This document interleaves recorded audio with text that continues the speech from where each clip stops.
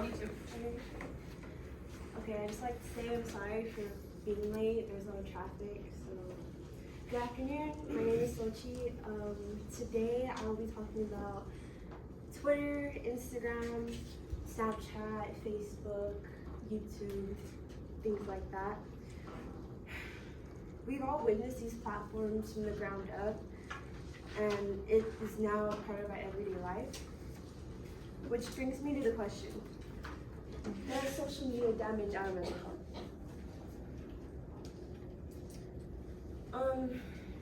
The majority of us in this room, like I said before, witnessed social media from the beginning. Facebook was the first social media that started it all.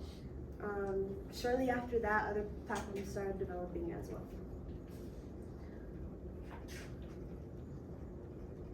Now, one good thing I'd like to bring up about social media is communication. Communication is something throughout the years we have learned how to communicate with others around the world using social media. For example, this has saved lots of relationships, fast communication, easy access, and a distraction.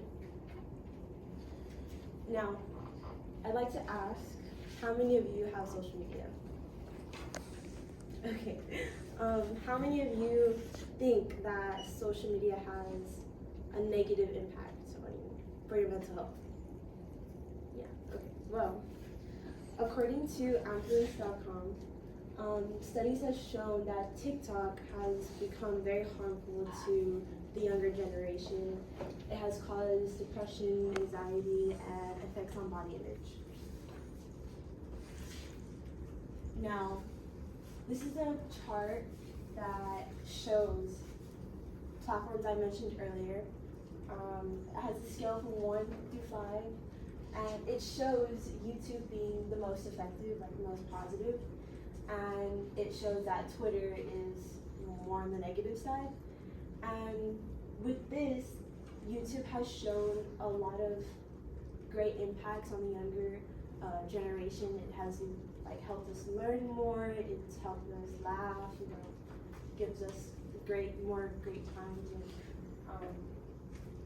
and good qualities. I would say. And Twitter, I would say, it is more negative on our society. It gives. I don't know if y'all heard Twitter beef. If y'all are familiar with that.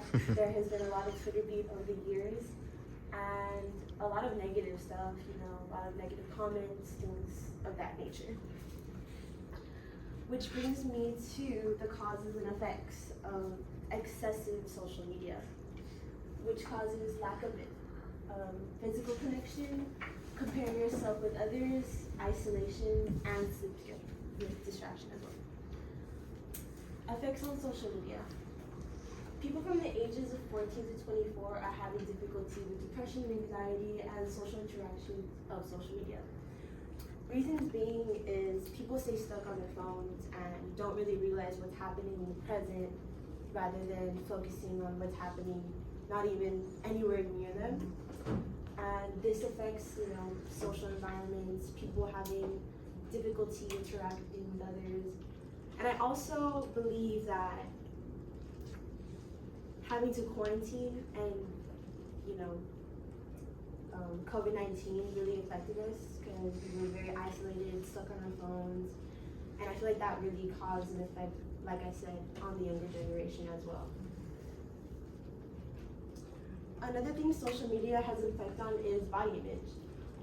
Nowadays, people post on their social media to give life updates about what's going on in their life, and for example, celebrities as well. Celebrities do a lot of promoting of things that they're selling or their business, and things that's going on in their lives as well. And even though that can also be something good, I feel it can also be a negative impact on us because it's not always true. And that's another thing I'm going to talk about here. Half of the time we see on social media is fake. We use filters to look better. Not all of the things that we see is really true. And finally, this brings me to the solutions and what we can do to lessen our social media and our mental health. First is less screen time. Obviously, limit your time on being your phone and surround yourself with others.